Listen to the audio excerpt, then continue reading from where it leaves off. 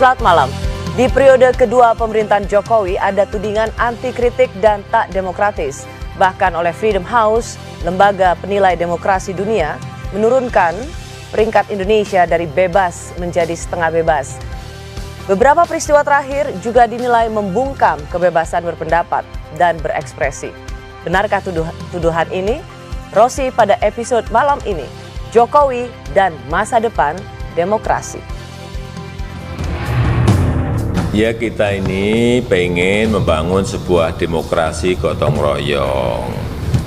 Jadi perlu saya sampaikan bahwa di Indonesia ini tidak ada yang namanya oposisi kayak di negara lain. Demokrasi kita adalah demokrasi gotong royong. Kalau itu baik untuk negara, baik untuk bangsa, ya kenapa tidak? Oleh sebab itu saya katakan ke aparat, ngapain takut, biar aja suruh diskusi. Nah, kalau ada makar malah akan ketahuan di situ. Syarat-syarat untuk menjatuhkan presiden itu sudah ada aturannya, baik menurut undang-undang dasar maupun menurut undang-undang sudah ada gitu. Sehingga tidak perlu takut, itu ilmiah saya bilang. Kita bisa melihat sesungguhnya seperti juga buzzer. Ada ya yang biasa-biasa saja gitu pernyataan-pernyataan, tapi ada yang sudah sangat keterlaluan, yang pernyataan-pernyataan itu akan meluluh lantakkan demokrasi kita. Ya kalau kayak gitu ya harus dikasih tahu dong.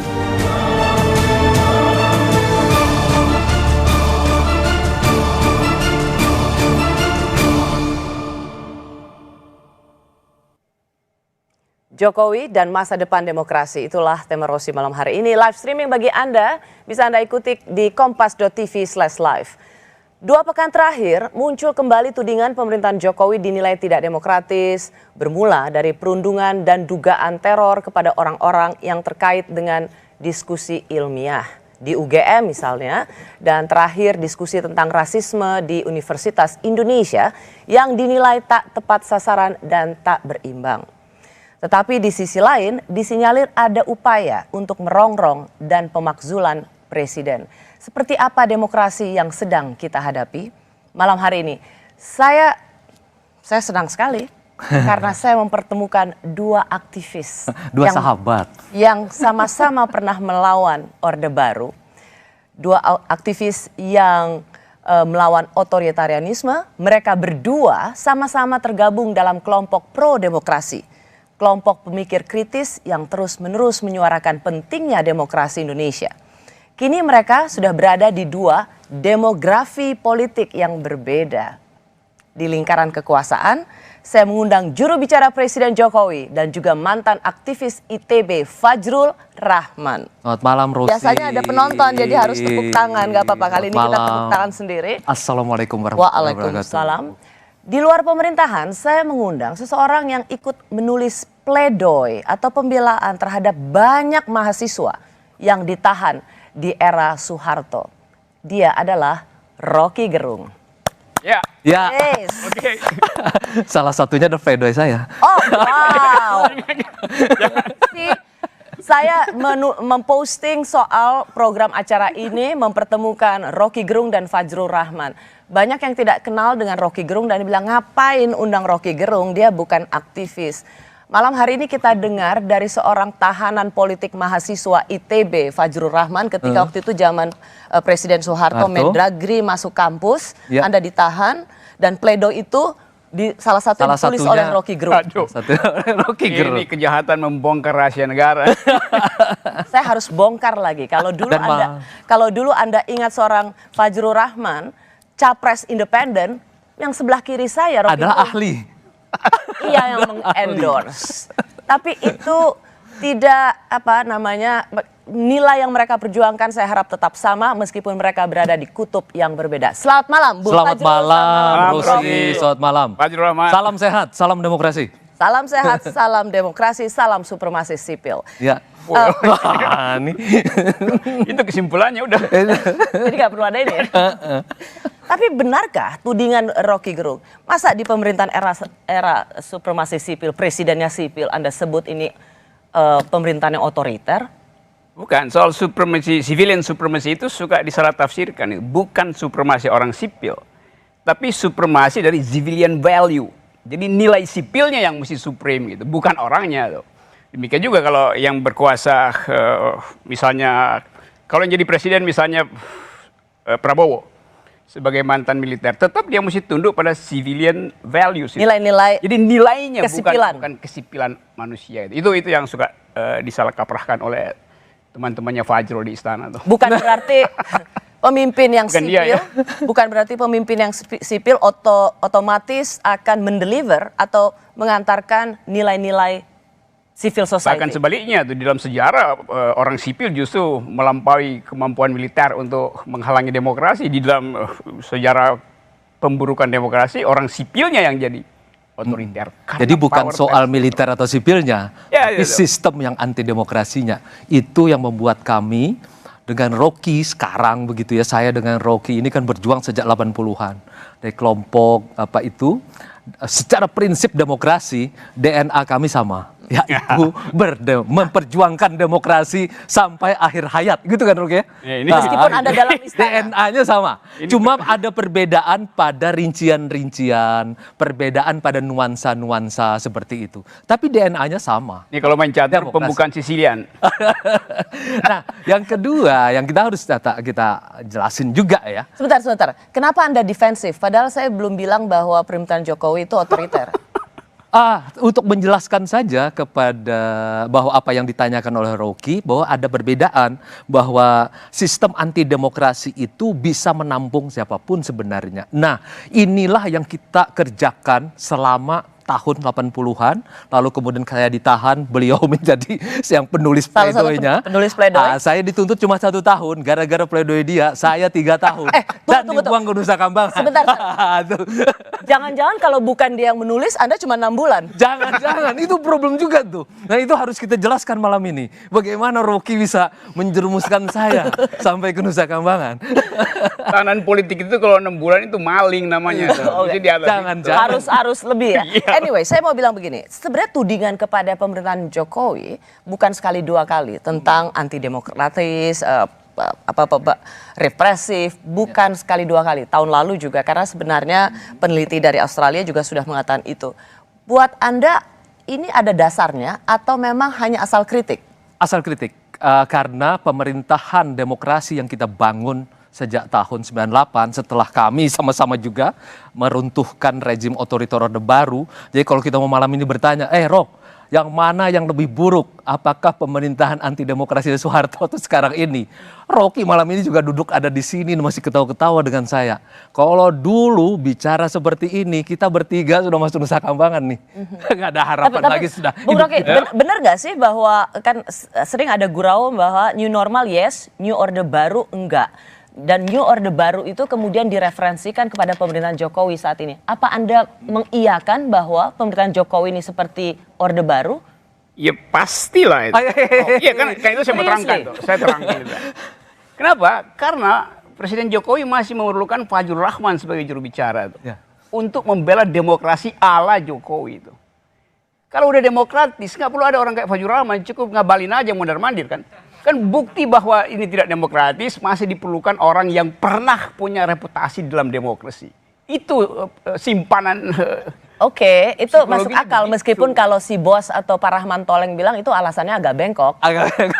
Ya memang bengkok hari ini. Kalau alasannya lurus, saya mau katakan bahwa demokrasi itu tidak memerlukan influencer, tidak memerlukan buzzer itu. Ya tapi membutuhkan juru bicara, buzzer yes. Juru kita akan bicaranya fungsinya membicarakan apa? itu Juru nanti. bicara fungsinya adalah membela kesalahan pikiran demokrasi dari istana tuh. Rocky keliru. Kali ini Rocky gini, keliru. Kalau negeri ini demokratis, juru bicara yang membela demokrasi nggak diperlukan.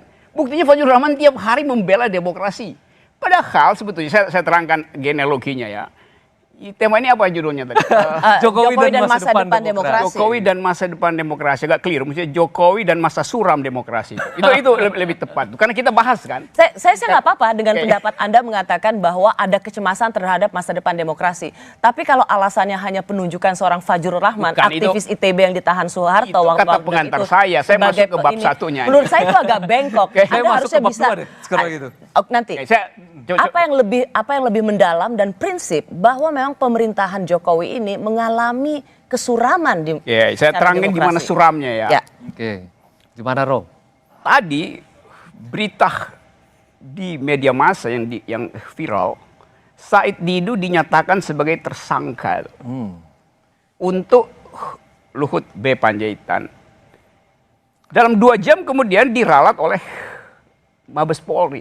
Tidak tersangka, belum tersangka karena masih dalam gelar perkara. Padahal suratnya adalah tersangka. Jadi ada faktor lain yang masuk sehingga uraian tentang tersangka tidak tersangka berubah-ubah. Satu, seminggu sebelumnya UI mengeluarkan semacam ancaman terhadap mereka yang bikin diskusi itu. Seminggu sebelumnya UGM begitu. Sekarang tunggu, saya terangkan dulu. Semua jadi salah Jokowi. Bukan salah Jokowi. Tidak salah Jokowi. Yang salah adalah kemampuan kalian sebagai orang yang paham demokrasi untuk mengambil isu ini dan katakan bahwa rektor UGM bodoh. Tunggu, rektor UI juga kacau. Jadi kalian itu yang ada di dalam itu mestinya membuat rejim ini terbuka. Logika begitu keliru, Rok. Masa semua yang terjadi kesalahan di luar lalu dikaitkan langsung dengan Pak Jokowi misalnya begitu. Begini sajalah. Apakah kita sudah, kami ini betul-betul ya sejak 98 kan? Kita udah mati-matian nih, Rok. Kalau begitu salahnya era siapa kalau begitu? Yang salahnya presidennya. Tidak, Rocky. Apabila itu berurusan dengan yang namanya penegak hukum, biarkanlah diselesaikan oleh penegak hukum. Segala hal yang kurang, segala hal yang lebih dengan penegakan hukum itu ada bagian mereka. Kalau Rocky mengatakan presiden atau istana ikut campur lagi dengan itu, Rocky menyamakan seolah-olah sekarang ini sama dengan Orde Baru. Kita itu udah mati-matian, Rocky. Demokrasi konstitusional. Kita bertahan mati-matian, Rocky. Begini, kan demokrasi itu adalah regimentasi. Sekarang rejimnya itu beroperasi dari istana sampai ke kampus UGM, sampai ke kampus UI. Rocky, lebih parah mana daripada Soekarno? Apa yang paling penting di masa 98 yang kita hasilkan? Gak ada urusan dengan 98. Demokrasi konstitusional. Kita tetap yang namanya ada presidensial. Ya kan, Rocky ya? Dan itu terjadi apa yang menjadi kemudian masterpiece kita, presiden dipilih langsung.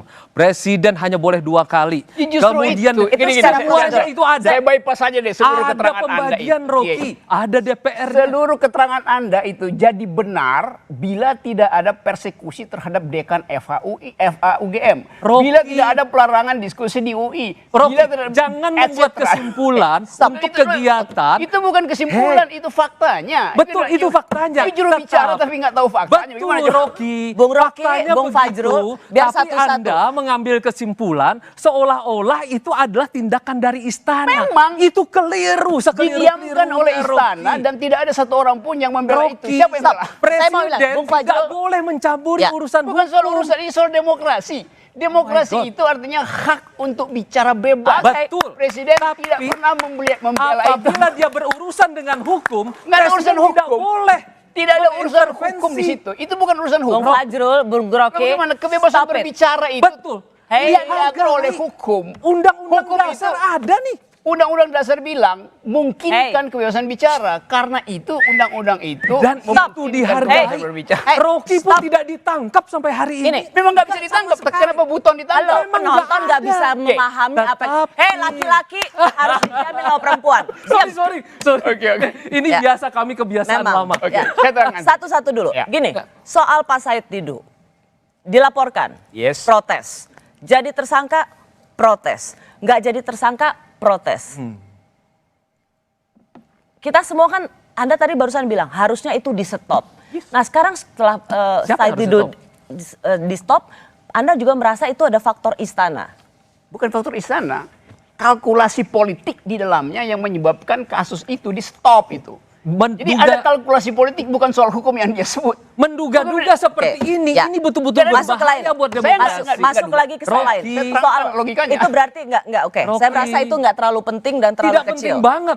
Masa dia menduga-duga apa yang terjadi di ruang kosong sana kan? Saya tidak menduga, saya bikin analisis. Anda yang menduga pikiran saya. Pikiran saya adalah analitis. Anda tiba-tiba melompat saja seolah-olah bahwa apa yang terjadi di sana disebabkan oleh yang terjadi di sini. Tidak ada hubungan antara ini. Menurut Anda di mana orang salah mengerti bahwa selama ini memang istana selalu campur tangan membiarkan otoritarianisme? Karena mereka masih berpikir seolah-olah bahwa negara itu yang namanya istana, yang namanya presiden itu boleh mencampuri semua masalah di negeri ini dari urusan Salah, bukan kata seperti di masa mencampuri. Orde Baru. Iya. Seolah-olah bahwa Karena Anda korban, Saya korban. Dan bagaimana kami dulu satu rezim sama-sama masuk ke dalam kampus. Otoritarianisme, bahkan kami dulu menyebutnya sebagai totalitarisme. Totalitarisme itu adalah Itu gimana dari itu. negara Oke, itu saya mau tanya mencampuri begini, urusan itu pas. pribadi. Sebentar dulu. Oke, begini, Nggak, stop. sebentar Jadi dulu. Anda membiarkan ketika ada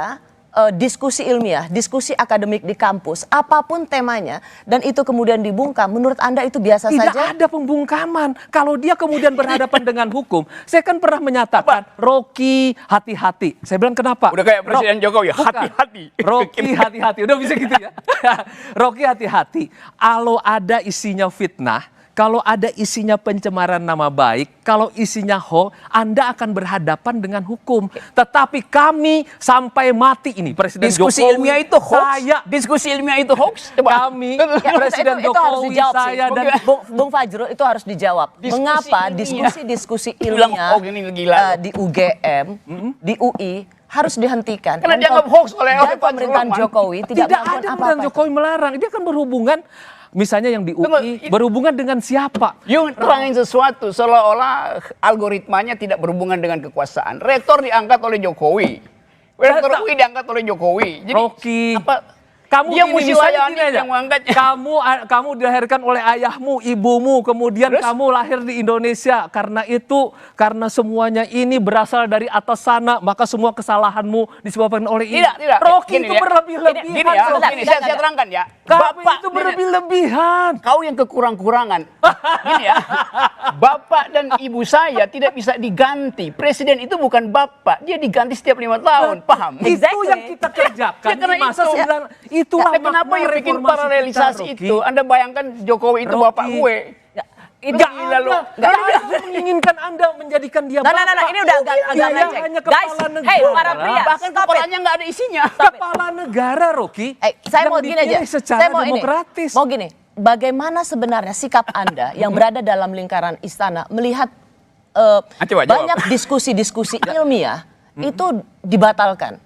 Tidak ada masalah sebenarnya Dengan pendekatan UGM. diskusi ilmiah. Tapi- Tapi kalau kemudian dia berhubungan misalnya tiba-tiba siapa yang tidak saya juga bertanya-tanya. Apa? Siapa yang kemudian yang mengancam dan sekarang kan sedang Enggak, dicari. sebenarnya oleh pada penegak dasarnya hukum. buat nggak ada. Bung Rocky, Loh, stop. tidak ada hubungannya. Kan sekarang sedang dicari siapa yang mengancamnya. bikin suratnya Ada siapa? yang mengatasnamakan tentu. Kalau Jadi kemudian sebenarnya terjadi saya mau tanya sikap Anda sih, karena kan menjadi aktivis itu tentang Betul, sikap. betul. Sikap Anda terhadap banyak diskusi ilmiah atau banyak orasi-orasi, saya diskusi-diskusi akan bilang nanti akademik pada itu dilarang. rektor, Menurut pada Anda rektor menyayangkan UGM, nggak di UGM? Tolong diberi. Saya dulu juga mengadakan diskusi. Bung Fajrul, Anda nggak menjawab pertanyaan aku. Apa itu? Apakah Anda menyesali bahwa ada pelarangan dan perundungan terhadap diskusi ilmiah tentang pemakzulan presiden Harus di UGM? dipisahkan ini, Rosi. Apabila diskusi ilmiah dan kemudian memakai kebebasan akademik, itu nggak ada masalah sebenarnya. Tetapi kalau kemudian dia berurusan dengan pihak administrasi rektornya, kemudian berurusan dengan penegak hukum sana, itu urusan mereka. Biarkan mereka selesaikan. Dan Nggak menurut Anda itu bisa. tidak ada hubungannya sama istana? Tidak ada urusannya dengan istana. Meskipun Rocky menurut ini Bung aja Rocky, yang rektor ini itu dipilih menghubungkan oleh nggak presiden. karuan. Ini Kenapa keterangan gini, kenapa Rosi, itu ya. ada urusannya dengan istana? Nggak ada Karena hubungannya rektor dengan dipilih istana. oleh presiden. Nggak ada. Ini. Tidak berarti lalu kemudian dipilih di sana lalu Presiden Jokowi mengatakan, itu sama dengan mengatakan bahwa kita masih seperti di zaman Orde Baru. Kan itu benar-benar merusak. Orang kita sama-sama meruntuhkan, masa kita ingin mengembalikan? Sedikit Kan aja. gila, Rocky. Bung Fajrul, bukan sedikit aja. mengembalikan fak. Oke, apa? Gini, Apa saya mau lagi? tanya sikapnya Bung Fajrul. Anda menyayangkan kalau ada diskusi seperti itu dibatalkan? Saya menyayangkan. Dan Tetapi kalaupun kalau itu mereka berurusan dengan pihak keamanan karena hal-hal yang mereka katakan ada pelanggaran segala macam, itu biarkan berurusan Ini di sana. kalimatnya Karena apologetic ini nih. pemerintah atau istana tidak bisa mengintervensi yang namanya penegakan hukum. Oke. Saya Nggak terangkan bisa ya dan di mana nggak di mana boleh. salahnya Guys, kepikiran para itu. pria, Oke. diam. Oke. Saya kembali sesaat lagi.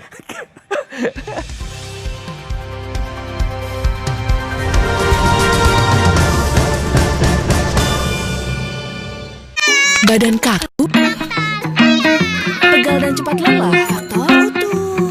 Susu kalsium biasa nggak bisa ngalahin faktor U. Minum Entrasol dengan ekstrak zaitun dan profit formula bantu penuhi nutrisi harianmu. Entrasol. Wah, baru Fitbar Tiramisu dengan multigrain.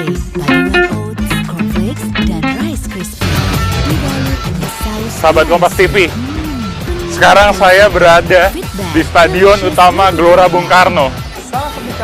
Saya membayangkan timnas Indonesia bermain di stadion ini di hadapan 80.000 penonton. Betapa megahnya. Abdul Latif dari Sudan dan dia sedang bersama dengan keluarganya. Say hi.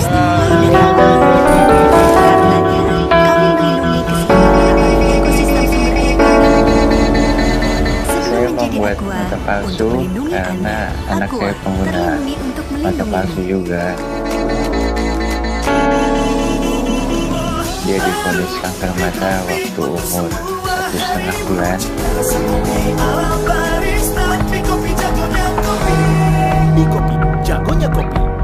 Aktif di rumah aja, no worries. Rambut tetap hitam berkilau.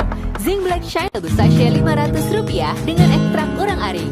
Zing PTO lawan tombe. Zing Black Shine Tebu Sachet Rp500. Rambut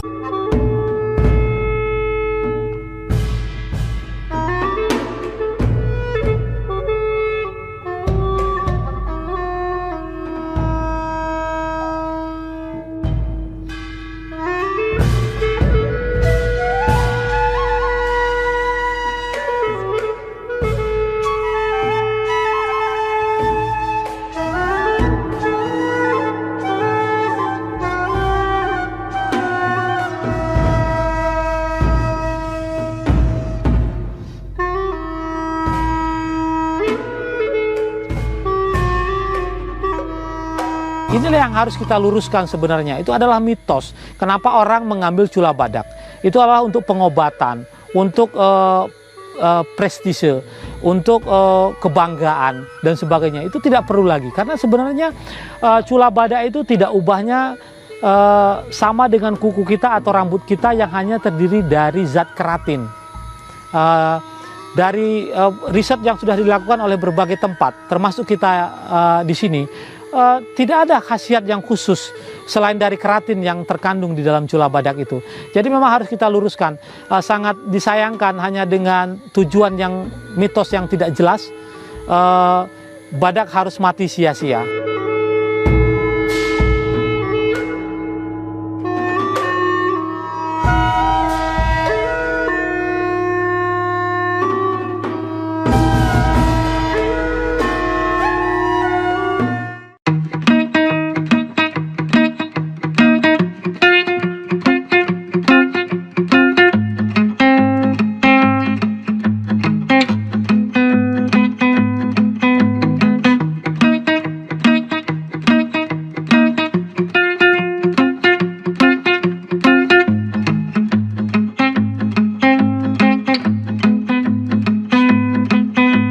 Akan digelar secara daring pada Jumat 29 Mei lalu. Penyelenggara dan pemateri disebut mendapat teror.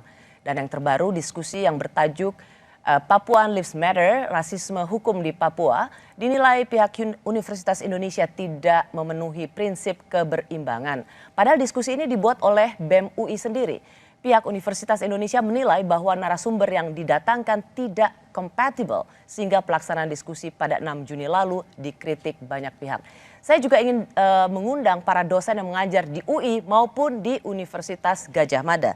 Di Universitas Gadjah Mada ada Zainal Arifin Muhtar dan di UI ada Ade Armando. Selamat malam Bung Uceng, selamat malam Bung Ade Armando. Selamat malam, Mbak Rosi. Saya mau ke Uceng dulu. Anda menyesalkan pembatalan diskusi yang sudah direncanakan. Apa ini cukup adil untuk mengatakan bahwa wajah demokrasi pemerintahan Jokowi itu suram?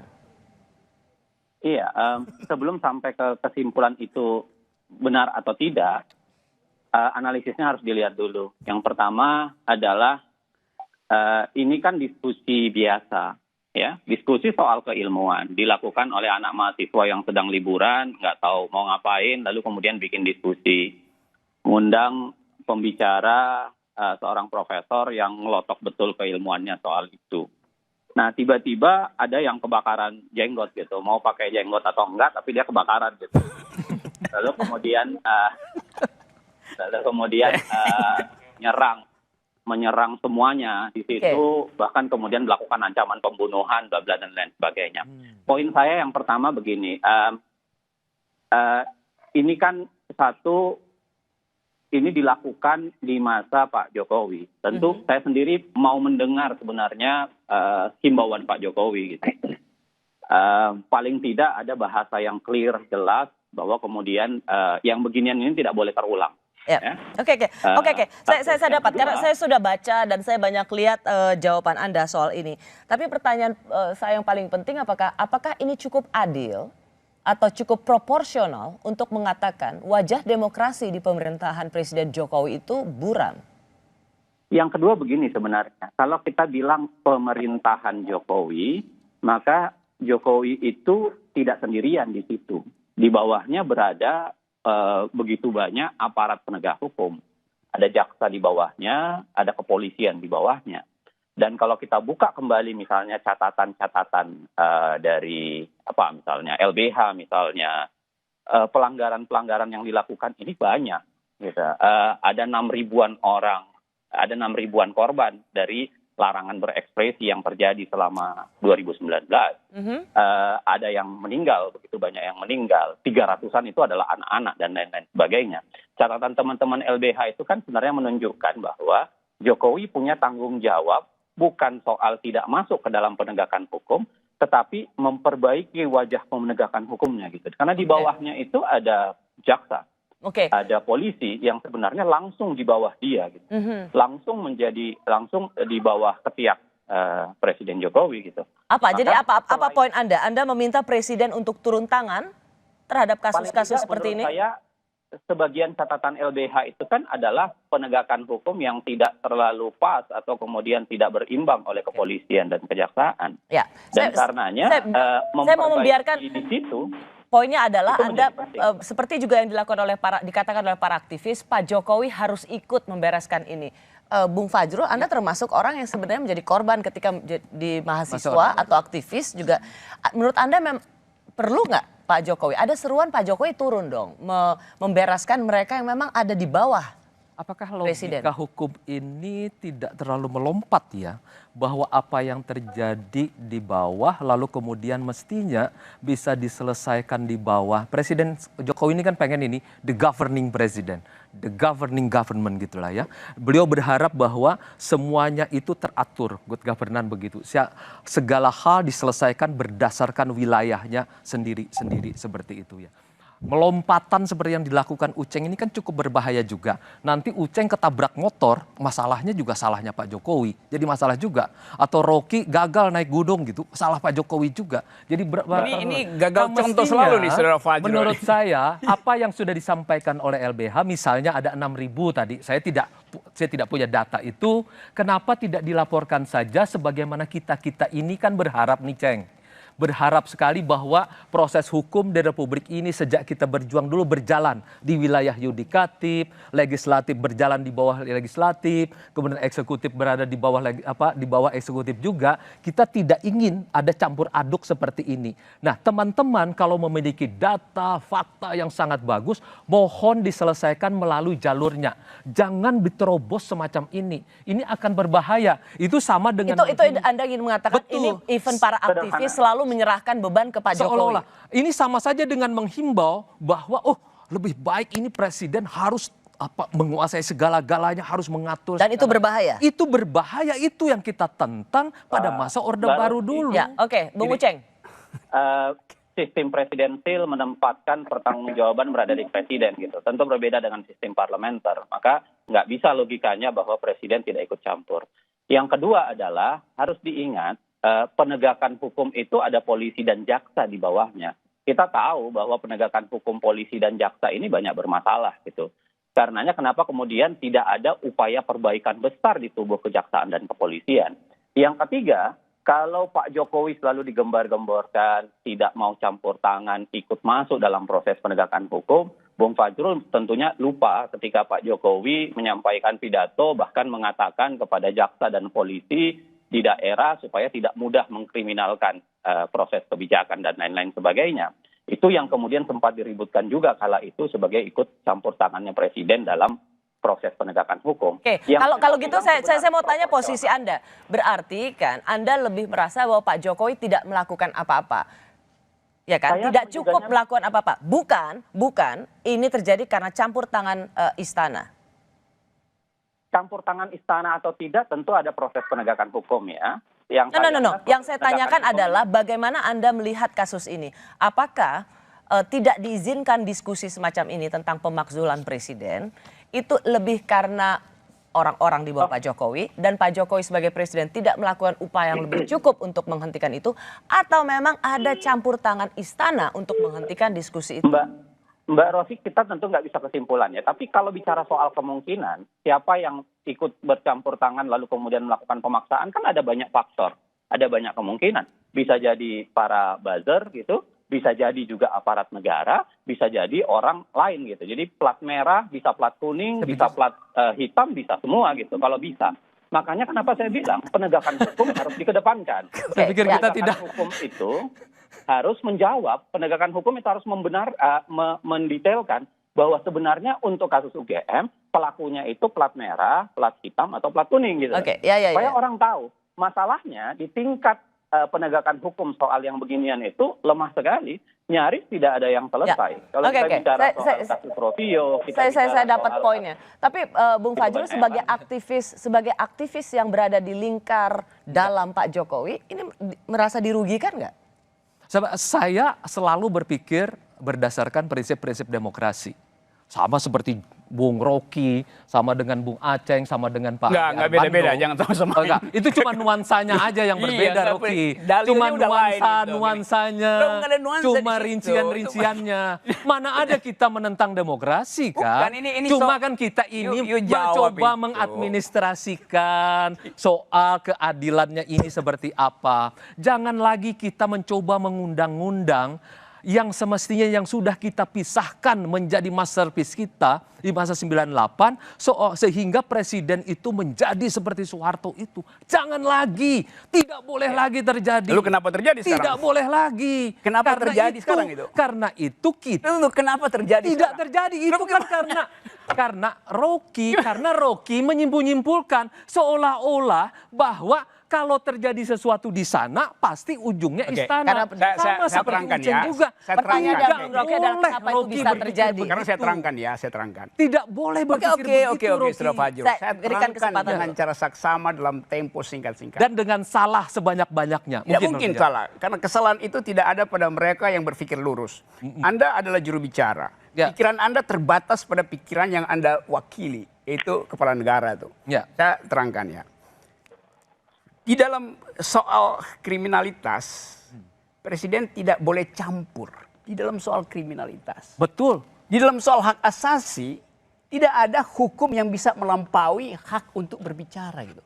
Jadi kalau hak diskusi di kampus itu, Rocky, Nah, gini deh. saya- Gua potong. saya- Gua potong. Nah, Kapan nah, Presiden Jokowi pernah melarang orang untuk berbicara? saya akan terangkan itu. Saya minta faktanya. Oke, saya terangkan faktanya. Kapan Presiden Jokowi Oke, melarang Bung Fajrul. Rocky berbicara? Oke, saya aja Kapan dulu. Presiden Jokowi melarang Uceng berbicara? Tidak pernah. Sekarang saya Kapan larang dulu, Presiden saudara. Jokowi Biar melarang dia dulu. Rossi berbicara? Kita Tidak dengar dulu pernah. dong, Bung Saya Fajrul. terangkan ya, bukan itu poinnya. Jadi you jangan ambil bagian yang spesifik hari ini untuk dibandingkan dengan orde baru. Karena itu saya mau terangkan. Sebentar, Bung Fajrul, sebentar. You mau dengar nggak? Sebentar. Kalau nggak saya larang Anda bicara. Atau Dia jadi diktator Memang, sekarang. Ya karena you nggak bisa nangkap konsepnya. Ya, lanjut. Kamu tidak bisa Bung Fajrul. menerangkan dengan baik, Rocky. Belum saya terangkan, you udah bohong. Bung Fajrul, Bodoh, itu gimana? You, sebentar. Sekarang saya terangkan Stop. ya. Bung Fajrul, stop. Oke, Ya, mau saya saya terangkan? kasih kesempatan. Ya. Oke, saya terangkan ya. Kalau ada survei, Ya. pertanyaannya, ideologi negara harus diganti. Dan semua orang mengisi harus diganti gitu. Diganti nggak ideologi negara? Kalau semua orang bilang bahwa ideologi negara harus diganti. Kalau semua orang berpendapat bahwa hak untuk berpikir harus dihalangi di dalam 5 tahun ke depan. Surveinya 90% bilang harus diganti. Harus diganti nggak tuh hak berbicara? Kita tidak Tunggu, saya mau terangkan Oke, dulu. apa Kita tidak hubungannya? berandai-andai, Saya mau terangkan Rocky. metode berpikir Anda gitu ya. Oke. Kita tidak berandai-andai. Bukan, ini. saya mau terangkan Fajrul, dulu. kita Bagaimana dengerin dulu. Ini hipotetik kalau dengar itu dengar otakmu itu dipakai baik-baik supaya dengerin jalan pikiran saya. Oke. Saya terangkan pelan-pelan ya. Bung Saya Fajrul, terangkan sebentar. pelan-pelan.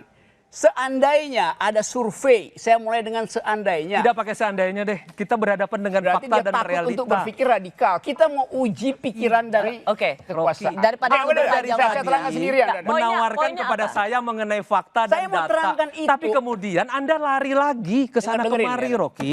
Dia nggak mau dengar tuh. Poinnya Karena apa? dia tahu Poinnya terjebak. apa dengan konteks Poin saya akan adalah kebebasan soal berbicara hak di akademik. asasi manusia itu bukan soal intervensi apa enggak intervensi. Presiden selain sebagai kepala eksekutif, dia kepala negara. Dia mesti kasih public address bahwa kampus itu bebas untuk mengucapkan apa aja, termasuk mencaci maki presiden itu. Bisa nggak presiden bilang seperti itu? Kalau Anda mau uji hukumnya tuh. Jadi jangan Anda bilang memang tidak diintervensi. Tidak diintervensi. Tetapi soal hak asasi manusia tidak perlu ada intervensi. Berbicara itu adalah bagian tertinggi dari hak asasi. Ya, tapi poin Bung Fajrul adalah apakah semua itu harus jadi urusan presiden? Nggak ada urusan dengan presiden. Presiden tidak kasih aura yang membuat orang kampus terutama berpikir bahwa jangan melarang mahasiswa. Kalau presiden kampus itu melarang mahasiswa, artinya dia berpikir kalau gua nggak larang, presiden akan telepon oleh Fajrul Rahman. Itu poinnya. Cuman poin saya sepakat Ya, apa bahwa poinnya? presiden harusnya punya ada speech yang mengatakan ada penghargaan pada kebebasan berekspresi. Bersumpah menjalankan itu normatif, itu nggak saya peduli normatif itu. Faktanya tidak ada satupun keterangan dari presiden. Sebagai pejabat, sebagai kepala negara, You dia bicara harus tentang bersikap administrasi. normatif. You bicara administrasi, kita bicara Karena tentang dia prinsip hak terikat. asasi. Pasal 4 Terikat misalnya apa? dia mengatakan harus mengikuti undang-undang dasar. Dia bersumpah Undang-Undang dasar menjalankan bilang, gini ya, Pancasila. stop. Dia Ya, memegang tubuh. Undang-undang dasar bilang kebebasan berpendapat itu tidak boleh dihalangi oleh apapun kecuali keadaan darurat. Rocky, kalau Itu misalnya poinnya poinnya Bung Rocky itu cuma gini, simpel kok. kalau misalnya Gini, ada Bung orang, Fajrul oke. gini, poinnya Bung Rocky ini Jangan pakai kalau itu Bung adalah Rocky, hipotetis. diam dulu.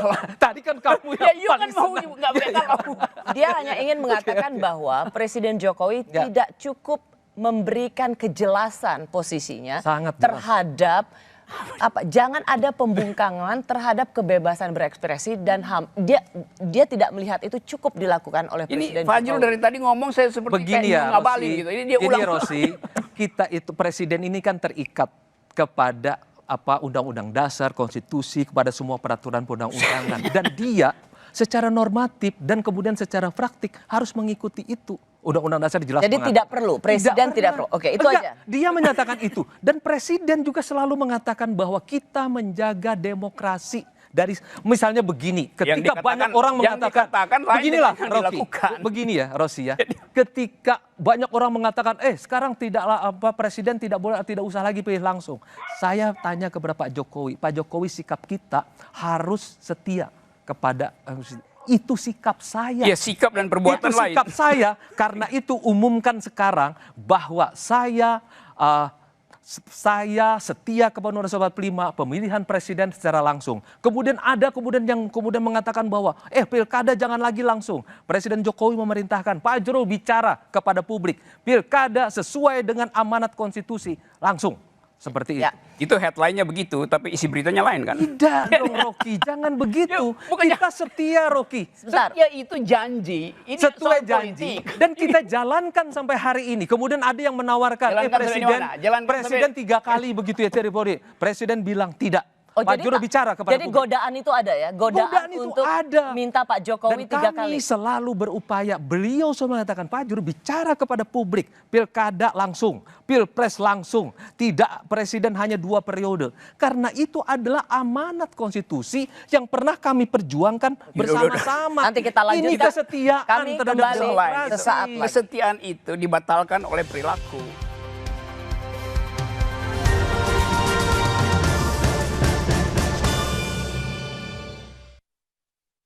Saat tanah air digempur musuh tak kasat mata, ketika sebagian anak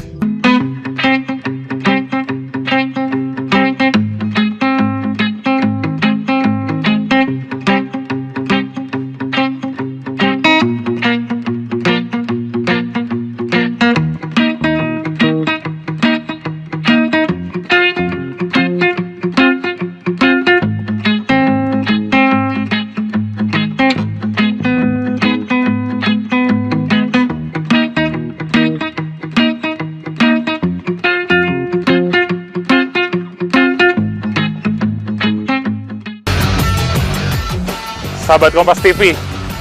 Sekarang saya berada di Stadion Utama Gelora Bung Karno. Saya membayangkan timnas Indonesia bermain di stadion ini di hadapan 80.000 penonton. Betapa megahnya. Abdullah Dut dari Sudan dan dia sedang bersama dengan keluarganya. Say hi.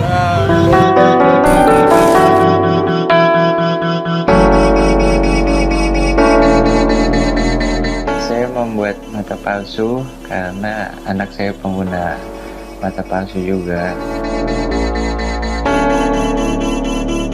Dia divonis kanker mata waktu umur 1,5 bulan.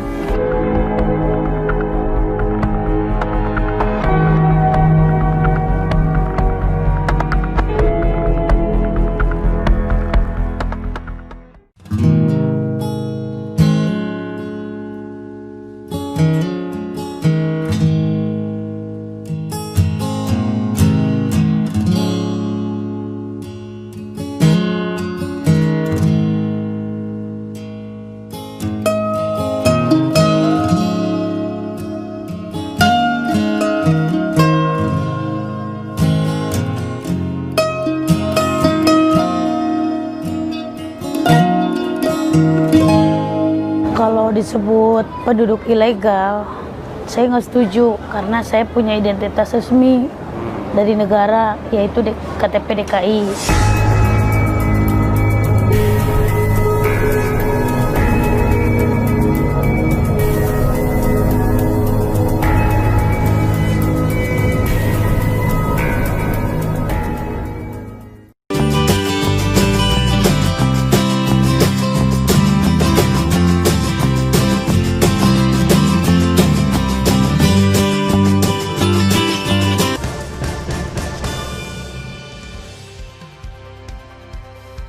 Terima kasih Anda masih bersama Rosi di episode Jokowi dan Masa Depan Demokrasi.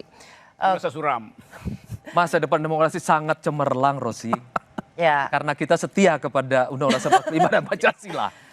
Diskusi lain yang juga menjadi Soeharto sorotan. juga bilang begitu, setia pada Pancasila dan Undang-Undang stop it. Oke. Diskusi yang juga jadi sorotan adalah di kampus kami, Universitas Indonesia, soal rasisme dan menyelaraskan apa yang terjadi di Amerika Serikat soal George Floyd, Black Lives Matter. Itu dibatalkan karena dianggap narasumber tidak kompatibel. Ada pengajar di UGM dengan diskusi yang dibatalkan, ada pengajar ilmu komunikasi Universitas UUI, Ade Armando. Apa sikap Anda terhadap pelarangan diskusi tentang rasisme di Universitas Indonesia?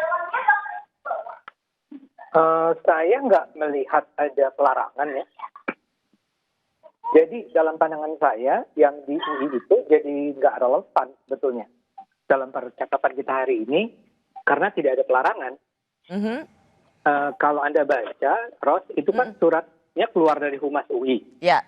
Yang bilang itu tidak layak. Ya, tidak layak karena narasumbernya tidak kompatibel. Ya. Dan Rocky dengerin Rocky. Tidak layak. Sangat bisa dipahami karena yang muncul adalah Veronica Koman ya. Ya. Dan Veronica Koman itu adalah seorang buron di Indonesia dengan tuduhan yang sangat serius kan. Tuduhannya adalah bahwa dia itu menyebarkan hoax dan memobilisasi kemarahan masyarakat Papua ketika itu Agustus September yang menyebabkan sampai 33 orang tewas di sana, kerusuhan, pembakaran. Jadi enggak gini, Bung Ade, maksud saya tadi poin saya adalah Anda menyetujui pihak rektorat yang sangat tidak sepakat dengan diskusi itu, dengan narasumber itu yang dianggap tidak sejalan dengan apa yang menjadi semangat Universitas Indonesia. Enggak, begini, kalau percakapan tentang rasisme itu pasti dimungkinkan, pasti dibolehkan, dan nggak ada masalah. Kita juga punya kok pusat kajian Papua, ya. Tapi itu kan nggak muncul di sana. Yang muncul adalah Veronica, kemudian ada yang dua lagi sih bagus, ya. Ada lawyer HAM dari Papua dan ada aktivis yang pernah ditahan di Papua. Tapi ketua BEM-nya itu cuma jadi moderator ya, itu juga agak menyedihkan menurut saya. Ketua BEM itu kok cuma jadi moderator. Saya ingat semasa saya dulu jadi berat loh. Jadi senat gitu ya.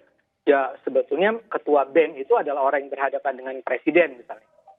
Nah ini dia cuma jadi moderator dan percakapan jadinya sepenuhnya diisi oleh apa yang dianggap barangkali oleh pihak Humas UI itu sebagai orang-orang yang berada pada kubu yang sama. Apalagi ada Veronica Koman. Tapi yang paling parah itu Veronica Koman itu seperti, buat saya itu Veronica itu kan semacam Rizik Sihab ya. Orang yang lari dari Indonesia karena tidak mau bertanggung jawab di Indonesia. Jadi misalnya saja saya bayangkan, kalau suatu kali nanti di Masjid UI disiarkan langsung ada Rizik Sihab ngomong, boleh nggak rektor kemudian menyatakan kita menyesalkan? Nah, jadi intinya adalah UI itu nggak relevan karena berhenti di sana. Rektor UI sama sekali tidak interfere, tidak terjadi apa-apa sama ketua BEM. Dan ingat juga dulu Rossi ya, ketua BEM yang lama itu kan pernah, yang beberapa tahun yang lalu pernah kasih kartu merah buat Jokowi, soal Papua. Dan nggak ada terjadi apa-apa kok sama dia. Oke, jadi ada sepakat langkah yang dilakukan oleh pihak rektorat UI ya? Dan itu tidak Anda anggap sebagai mencampuri kebebasan akademik? Sama sekali tidak. Tidak ada indikasi sedikit pun bahwa di UI itu ada tekanan terhadap kebebasan berekspresi dari pimpinan. Yang terjadi, saya justru ingin mengatakan saya lebih parah kondisi saya. Sebagai seorang dosen di UI, karena saya misalnya anti syariah, anti khilafah, menyerang Rizik Sihab dan seterusnya, saya justru mendapat tekanan dari para guru besar yang tidak suka dengan sikap saya. Rocky nggak bela. Itu nggak bela Ade. Nggak, Rocky di luar UI soalnya, jadi nggak bisa juga dia bantu saya ya. Dia nggak mau bela kita dia. Nah, saya mau bilang bahwa gua nggak bela penguasa lah. Sebetulnya di UI itu tidak ada yang namanya tekanan terhadap kebebasan berekspresi. Kebebasan berekspresi itu nggak ada indikasinya bahwa dibatasi di UI oleh terutama pimpinan. Nah, kalau ternyata rektor UI itu sebetulnya adalah orang yang ditelepon oleh Jokowi, artinya Jokowi menelpon rektor untuk tidak campur tangan dalam diskusi. Sebelum saya ke Bung Uceng, ke Bung Ade, menurut Anda apa yang terjadi pada dunia kampus kita yang dianggap dinilai ada pembungkaman, tidak ada lagi kebebasan berekspresi. Menurut Anda apakah itu memang tergambar jelas di dunia kampus kita? Ini yang saya pernah ngomong sama Bung Uceng ya. Sebetulnya paling bagus itu dilawan aja waktu itu. Tapi kan memang ya dilawan maksudnya apa? Dilawan waktu itu apa? Menurut saya harusnya dilakukan aja. Di UGM. Di UGM atau sekarang hari ini katanya juga ada di Unila kan tentang Papua dan seterusnya. Saya selalu mengingatkan udah lawan aja. Kok toh nggak jelas siapa yang mengancam itu? Iya. Memang maksud saya gini, ya selalu ada risiko. Dulu juga Pak Julur, Rocky, saya dulu di zaman kita juga, Bung Uceng juga. Ketika di zaman itu kita ambil risiko loh. Kemungkinan kita hilang juga ada.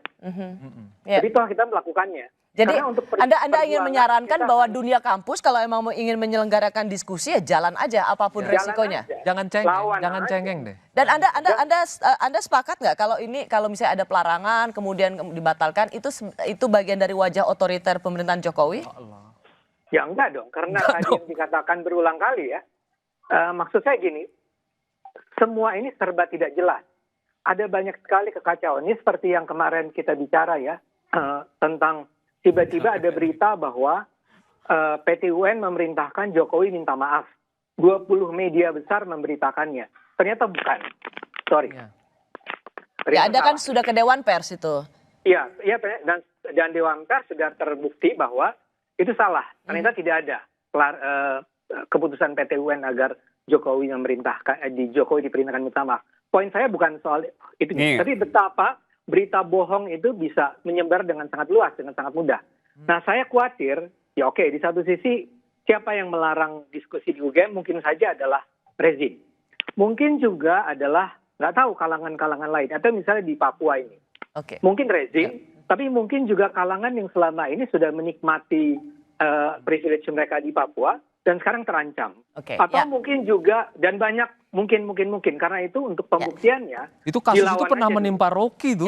Intinya sikap Anda adalah tidak serta-merta apa yang terjadi di dunia kampus itu harus selalu ditimpakan pada pemerintahan Jokowi. Kalau ditambah contoh, Rosi. Iya, karena banyak sekali contohnya itu tadi saya bilang. Harus dibuktikan dulu bahwa ini memang datang dari rezim. Tapi saya setuju dengan apa yang dikatakan Bung Uceng.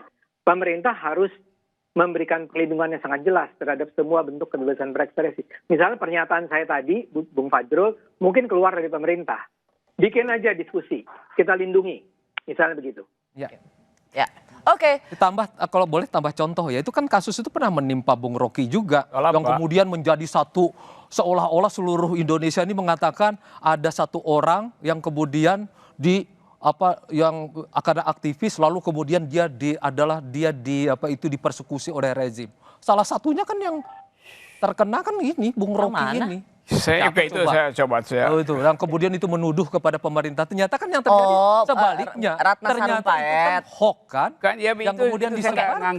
Ini soal kebebasan itu udah selesai lah. Tapi ini bisa mirip. Jadi jangan sampai kita membuat kesimpulan-kesimpulan dari data-data yang sangat sumir yang tidak jelas. Akibatnya karena kebencian kita terhadap sesuatu, lalu kita menjadi tidak adil.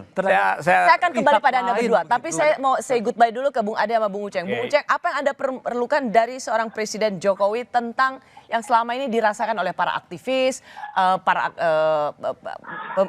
pemberantasan korupsi maupun pro demokrasi? Apa yang sebenarnya masih Anda ingin dengar dari Presiden Jokowi? Iya, saya pikir satu sikap yang jelas ya, karena sebenarnya terhadap semua pelanggaran itu Jokowi sebenarnya bisa melakukan dua hal, bisa melakukan tindakan dan bisa melakukan sesuatu yang tidak membiarkan. Jadi bukan pembiaran. Jadi dia harus masuk sesuatu. Yang kedua, penegakan hak asasi manusia itu penuh tanggung jawab presiden. Ada pemenuhan di situ, dan tanggung jawab itu harusnya dinyatakan. Apalagi ada pelanggaran hak asasi. Saya tidak tahu apa yang terjadi di kasus UI ya, dengan segala keterbatasan pengetahuan saya. Tapi menurut saya salah satu tantangan besar terhadap kebebasan berekspresi, selain kita bicara soal rejim memang biasanya bermasalah, ada penegakan hukum yang tidak terlalu baik, tapi yang ketiga juga adalah akademisi itu sendiri, karena seringkali akademisi punya fantasinya yang berbeda-beda soal kebebasan akademik. Bahkan dalam kasus UGM misalnya ada akademisi yang memaki-maki diskusi itu dan menuduh makar hanya karena baca judul gitu, tidak baca tor, tidak baca isi dan lain-lain sebagainya. Nah, itu poin saya sebenarnya ini bisa clear, ini bisa selesai kalau potret penegakan hukumnya ada. Kenapa dalam kasus Ratna Sarumpait kemudian seakan-akan mudah untuk selesai? Karena penegakan hukumnya berjalan, efektif dan menyelesaikan. Pada saat yang lain ada banyak kasus-kasus yang ngambang. Misalnya kasus Rovio di Surabaya yang belum selesai sampai sekarang. Itu akan saya tanyakan pada Bung Rocky. Ya. Berapa kasus yang dicatatkan oleh teman-teman LBH dan saya sih menunggu apa yang akan dilakukan terhadap kasus pengancaman menggunakan nama kepolisian, menggunakan nama Muhammadiyah itu di Yogyakarta. Ya, terima kasih Bung Ade Armando, terima kasih Bung Uceng. Karena saya sependapat dengan Bung Uceng. Apa yang usaha ekstra yang dilakukan oleh Istana terhadap penangkapan para aktivis? Saya sependapat dengan Bung Uceng dalam soal bahwa misalnya tadi dari pihak penegak hukum di Yogyakarta mesti mengusut itu karena melibatkan nama-nama organisasi besar dan kemudian nama-nama lembaga yang sebenarnya bisa merugikan mereka. Jadi itu memang harus dibuka. Dan kepada pihak penyelenggara mahasiswa, menurut saya sih biasa aja kan judulnya. Kalau dia lanjutkan juga mestinya jangan cengeng, jalan aja. Jangan kemudian bergembar-gembor bahwa saya sedang diancam. Orang dulu kita tiap hari diancam juga kita tetap jalan kok. Nah kemudian yang kedua, Ceng, dalam kasus RS dulu itu yang melibatkan Rocky. Itu nggak usah lagi lah. Bukan, ini contoh yang bagus sekali. No. Karena Pak Jokowi itu dipaksa. Pak Jokowi itu dipaksa. Tiap hari supaya menyatakan bahwa ini ada aktivis yang diancam, digebukin segala macam. Saya termasuk ikut dalam rapat-rapat untuk ini siapa sebenarnya melakukannya ini kan ya. Karena semuanya kan dituduhkan kepada istana. Pak Jokowi mengatakan apa? Oke, baik. Ini kan kita jadi karena kasus Ratna Sarumpait sekarang kesempatan kepada Presiden Jokowi sangat berhati-hati terhadap apa yang menjadi klaim aktivis. Betul, dan lalu kemudian kita serahkan kepada pihak penegak hukum sehingga pihak penegak hukum bisa memberitahu clear. Pak Jokowi itu orangnya kan. Pertanyaan terakhir adalah tadi dari Bung Uceng. Bagaimana soal penangkapan aktivis Ravio misalnya atau aktivis pro pemberantasan korupsi? Apa yang bisa dilakukan oleh istana? kan sudah yang dilakukan kan waktu itu sudah pembebasan dan kemudian memerintahkan kepada Pak Mahfud MD untuk melacak itu lebih jauh apa sebenarnya yang terjadi. Dan akhirnya Pak Mahfud MD sebagai Menko Polhukam mengumumkan kepada publik bahwa terjadi ada beberapa masalah segala macam dan kemudian Rapio dibebaskan. Jadi memang ada tampaknya beberapa hal yang bisa menjelaskan itu secara teknis tentu adalah Pak Mahfud MD. Tapi kita bersyukur dan kemudian saudara Rapio sudah dibebaskan. Oke, baik. Kami kembali sesaat lagi.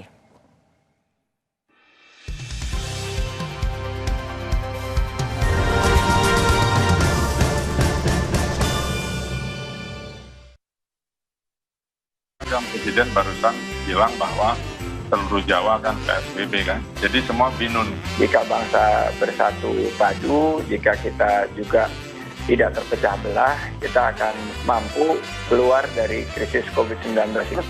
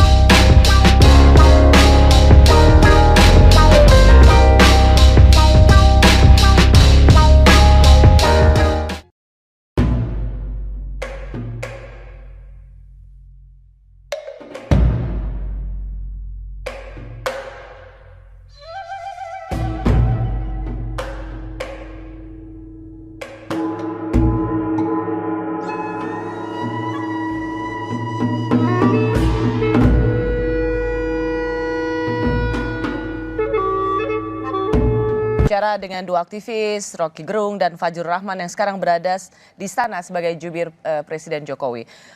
Untuk menambah perspektif kita, saya juga ingin mendengar dari mereka. Salah satunya adalah dari Ketua YLBHI Asfinawati dan juga pegiat media sosial Eko Kuntadi. Selamat malam Bung Eko, selamat malam Mbak Asvina. Selamat malam. Saya mau ke Mbak Aswin dulu. Anda meminta Presiden Jokowi menertibkan buzzernya. Mengapa hal ini penting menurut Anda? Itu loh yang menurut saya yang kita bisa lihat sesungguhnya seperti juga buzzer, ada yang biasa-biasa aja gitu, pernyataan-pernyataan biasa. Tapi ada juga yang sangat keterlaluan, yang pernyataan-pernyataan akan meluluh lantahkan demokrasi kita ya. Kalau kayak gitu ya harus dikasih tahu dong. Dan kalau nggak dikasih tahu dan kan tidak mungkin buzzer atau influencer akan bergerak kalau dihambat. Mengapa Anda mengkaitkan ada buzzer pendukung Pak Jokowi dan itu menodai demokrasi kita? Ya, pertama saya mau mengungkapkan contohnya dulu biar kita tahu seberapa parah sebetulnya persoalannya. Misalnya orang-orang yang membela KPK itu dikatakan Taliban. Dan misalnya juga ada kasus lain soal sawit baik gitu ya, hashtag sawit baik dinaikkan terus menerus. Itu ketika terjadi kebakaran hutan yang membuat ratusan ribu orang tidak bisa bernafas. Dan kita Tapi emang itu buzzernya Pak Jokowi soal sawit baik? Nah, ini yang menarik. Ya, ada banyak jaring-jaring buzzer, misalnya saja soal COVID. Kita tahu bahwa pemerintah mengucurkan puluhan miliar untuk wisata. Denny Siregar misalnya pada tanggal 2 Maret mengatakan Pak Jokowi gitu ya, @Jokowi kucurkan ratusan miliar rupiah untuk diskon tiket dan bayar influencer luar supaya terus promo wisata. Ada orang yang teganya sibuk sebarkan isu corona. Itu jelas-jelas binatang. Dan kemudian terbukti bahwa Maret memang sudah ada COVID-19 dan sebelum itu kemudian di kebelakang hari kemudian ditemukan sebelum tanggal 2 Maret tampaknya sudah ada di Indonesia. Ini kan mengerikan sekali ya karena menyangkut nyawa orang dan Oke, saya sepakat di situ Mbak Asvin. Tapi kenapa? Itu kan buzzer dan mereka bisa mengendorse siapapun. Kenapa harus Anda kerucutkan bahwa itu Jokowi? Kan Jokowi kepala pemerintahan. Jadi untuk urusan buzzer juga itu tanggung jawab Jokowi? Buzzer yang mana dulu gini kan kita Anda tadi mengatakan COVID, sawit. Betul, COVID itu kan program pemerintah untuk mengucurkan uang untuk pariwisata dan untuk soal kedaruratan kesehatan masyarakat, undang-undangnya mengatakan presiden yang harus menetapkan kedaruratan dan terbukti kan kemudian akhirnya ditetapkan kedaruratan oleh presiden. Dia oleh siapa lagi gitu? Kalau yang presidennya bukan Pak Jokowi, ya akan saya sebut orang yang duduk di kursi presiden itu. Karena aturannya memang mengatakan presiden yang harus bertanggung jawab. Oke, serius nih. Jadi Anda menganggap buzzer-buzzer Pak Jokowi itu membahayakan demokrasi? Sangat saya serius mengatakan itu. Dan memang sudah terbukti karena ada polarisasi yang terjadi karena soal buzzer ini. Semua orang yang kritis kemudian dikategorikan HTI, Taliban gitu ya, orang-orang yang menentang revisi undang-undang KPK dan kita tahu inisiator revisi undang-undang KPK dari pemerintah gitu langsung dicap KPK atau Taliban. Ya, saya dapat poinnya. Bung Eko tadi Anda sekarang pegiat sosial dan banyak memang postingan Anda di sosial media memang secara langsung atau tidak langsung mendukung Pak Jokowi. Anda apa yang ingin Anda koreksi dari penilaian bahwa buzzernya Pak Jokowi itu menodai demokrasi? Yang pertama bahwa media sosial ini kan umum banget ya, publik yang bergerak di situ. Artinya bahwa tidak semua orang yang melakukan pembelaan terhadap kebijakan pemerintah itu harus di stigma buzzer. Menurut saya itu juga stigma yang buruk. Sama tadi seperti Mbak Hasti tadi ngomong bahwa mereka marah di stigma HTI dan lain-lain, menstigma buzzer juga sama.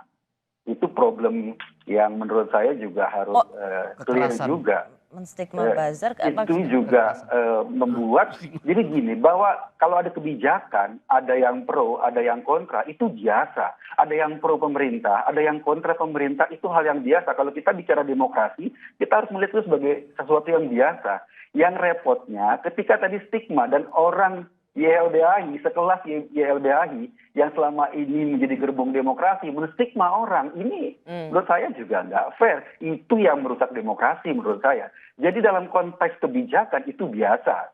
Ada pro dan kontra. Kalau yang pro di stigma tadi buzzer, ya nggak benar menurut saya. Itu yang pertama. Yang kedua, Oke. Saya dapat poinnya. Jangan kemudian buzzer itu distigmakan sebagai yang hina di demokrasi gitu ya. Tunggu. Bukan orang yang pro pemerintah itu tidak serta-merta buzzer.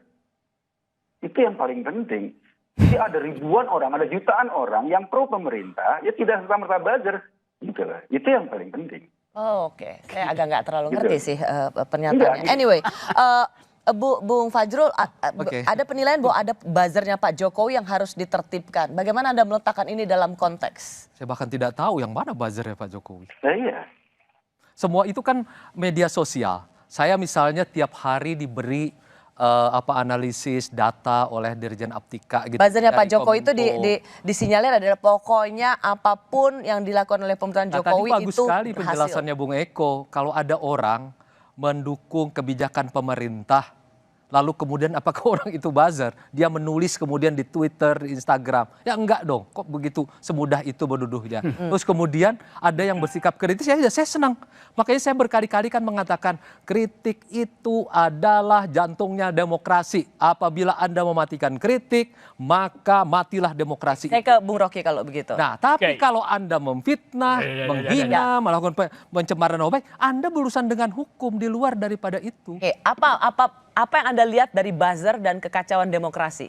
Dulu buzzer itu dibubarin sama kakak pembina tuh. Itu ada di mana-mana. Jadi memang ada buzzer itu kan udah dibubarin kan. Rocky juga tiap hari dulu di Twitter main buzzer. Oh iya, jelas itu saya kasih kritik ya. Oke. Dan nama saya jelas itu dan beri kritik. Tapi begini, saya terangkan dulu ya perlahan-lahan. Anda tidak bisa mendeteksi buzzer itu disuruh oleh presiden, disuruh oleh menteri. Tetapi fakta adanya buzzer menunjukkan ada yang piara tuh. Gitu. Nggak usah.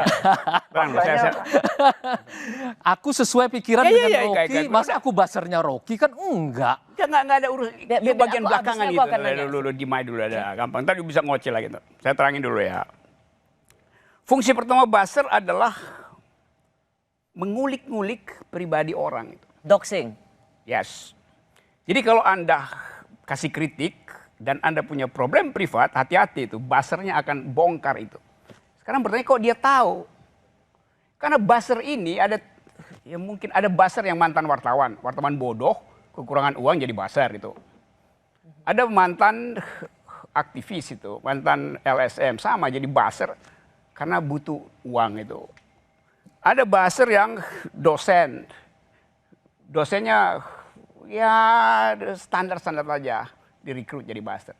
Jadi mereka punya pengetahuan tentang siapa si tokoh itu.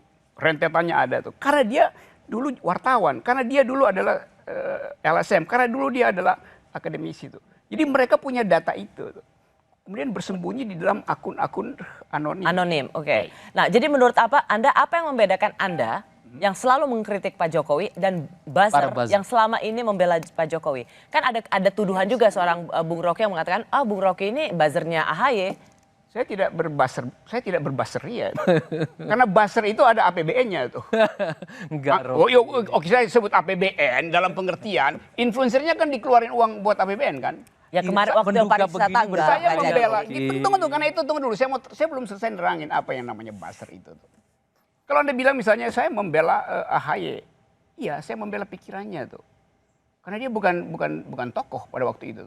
Saya dekat dengan SBY, ya saya diskusi. Saya waktu kampanye kemarin tuh dekat dengan Prabowo, ya karena saya menghajar istana tuh. Tapi saya dengan Prabowo berbeda motifnya. Saya ingin membatalkan kedunguan istana, Prabowo ingin mengambil kekuasaan di situ kan. Jadi nggak ada hubungannya sebetulnya tuh. Tapi yang lebih penting adalah ada uang mengalir apa tidak itu. Dan demi apa itu. Kalau saya disebut buzzer Prabowo, 12 jam setelah Prabowo jadi menteri, saya hajar di Twitter juga kan. Dan saya dipanggil Prabowo, diundang untuk diskusi, oke saya datangin. Jadi nggak ada urusan dengan Kantong. Kekuasaan dan kantong. Rocky ini menghina. Gitu loh saya sebutkan itu. Jadi gini, maksudnya Bukan, dia Bung Rocky menghina adalah gitu. ketika Tapi dia buzzer mengkritik itu tidak ada urusannya dengan isi kantong, tidak Iya, ada tapi urusannya dengan buzzer kekuasaan. istana itu pasti Itu ada. kan satu kategori yang tidak bisa dipakai untuk semuanya.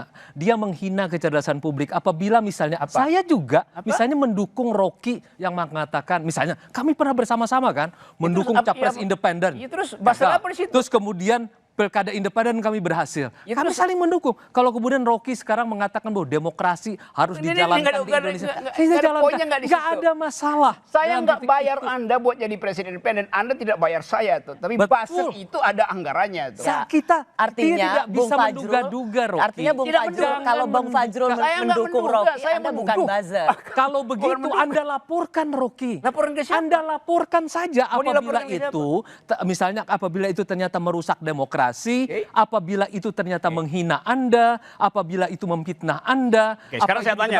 Majukan Oke, saja. sekarang saya tanya. Merusak demokrasi tidak buzzer ini? Coba jawab, ya apa enggak? Tunggu, ya apa enggak? Bentar, Rocky. Tunggu, ya apa tidak? Kita jelaskan dulu merusak buzzer demokrasi apa apa ini. enggak? Kalau misalnya ada kebijakan Pak Jokowi bahwa kita sama-sama menegakkan disiplin melawan COVID-19. Bukan, Terus itu ada yang kemudian bukan soal mendukung. itu. Ada yang You cari. terus mau apa? Anda lemah di dalam contoh. Saya ambil contoh yang Contohnya terang. apa? Oke. Saya ngomong deh. Contohnya apa? Maksudnya Kamu ingin mengatakan semua yang membuli orang dan mengorek siapa privasi itu? orang. Siapa itu? Saya nggak tahu. Bagaimana Anda juru bicara nggak tahu isu Saya nggak tahu. publik? Saya tidak mau menuduh orang itu masalahnya. Mau Rocky. saya sebut namanya? Sebut aja. Ada di dalam Sebut media aja massa namanya itu. Rocky. Jadi Anda tidak Sebut aja. Saya menyebut pada Anda yang juru bicara yang tahu Tidak, tentang isu Rocky. publik. Anda baca Quran enggak? Enggak, saya enggak. tidak. Saya tidak akan berbicara Anyway, tanpa gini ya. fakta, Gini. tanpa Faktanya ada di data, koran. kemudian dengan tuduhan itu yang merusak demokrasi, Rocky. Buset, jadi Gini, maksudnya ini saudara Fajrul ini. Gini, maksudnya Bung Rocky itu adalah kalaupun Anda mendukung Rocky Anda nggak atau mau jawab kan?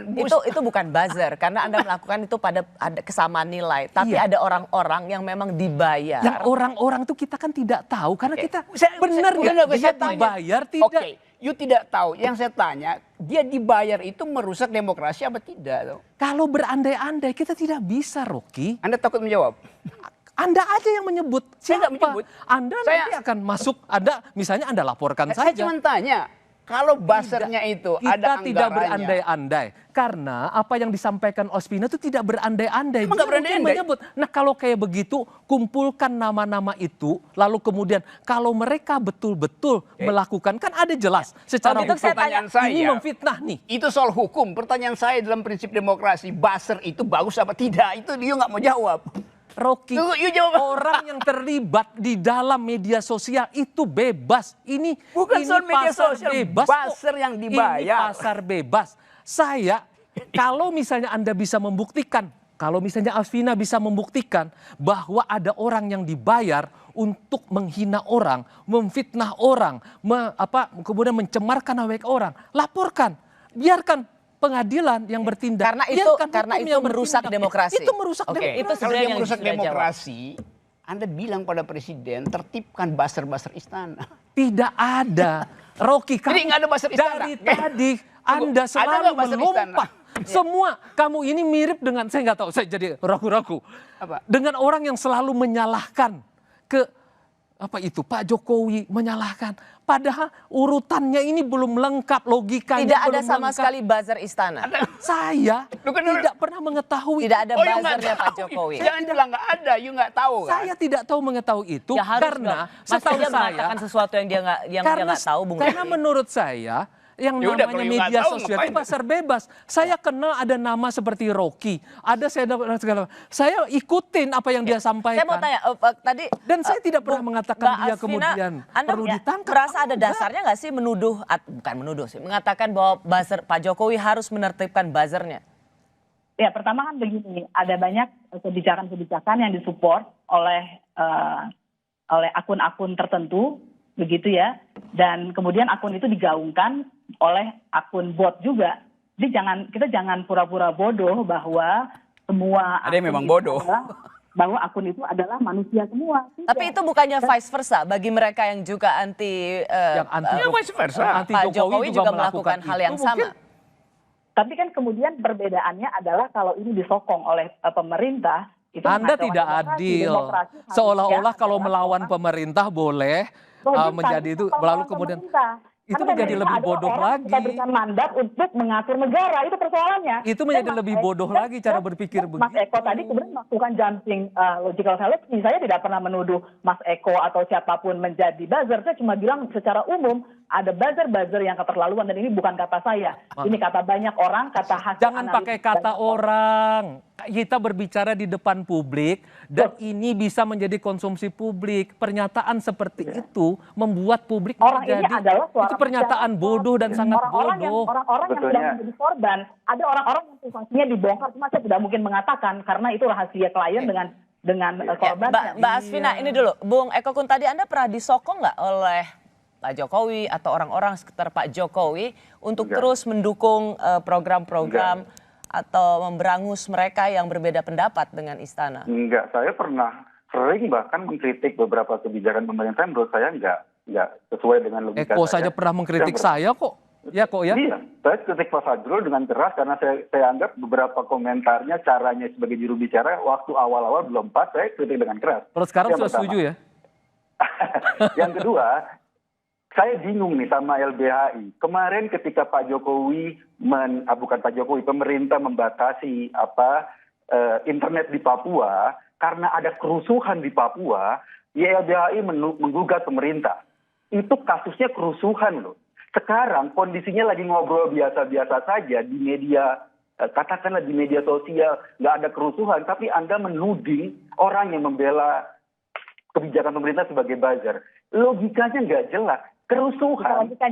Berarti Mas Eko tidak menerima putusan PT UN ya? Itu Iya, pengadilan saya sudah mengatakan perbuatan Saya setuju kalau Anda mengatakan bahwa itu bukan kata semua orang itu bisa mengekspresikan. Itu urusan Anda sendiri. Seperti kata Saya setuju. Ketika semua orang bisa Anda bela, kita negara hukum. Itu persis. Saya setuju. Ketika Anda semua orang Anda Gini. Bung Eko sama Bung Asvina, ini maksudnya Bung Eko, teman-teman aktivis LSM ini jangan double standard. Ketika mengatakan soal Papua, Anda menggugat pemerintah. Ini kita lagi bicara seperti ini, tapi Anda minta pemerintah memberangus. Kan sama aja. Ada yang ditangkap bahwa selama ini teman-teman aktivis LSM yang penting berseberangan dengan pemerintah dan yang kemudian anti pemerintah itu yang dianggap lebih pro demokrasi. Double standard. Karena menurut saya, Tunggu, saya itu ke Mbak Asvina. Di media sosial. Bung Eko, bukan Anda yang saya tanya. Halo, bukan Anda yang saya tanya. Justru saya ingin menanyakan, ada anggapan bahwa jadi sekarang teman-teman LSM ini double standard.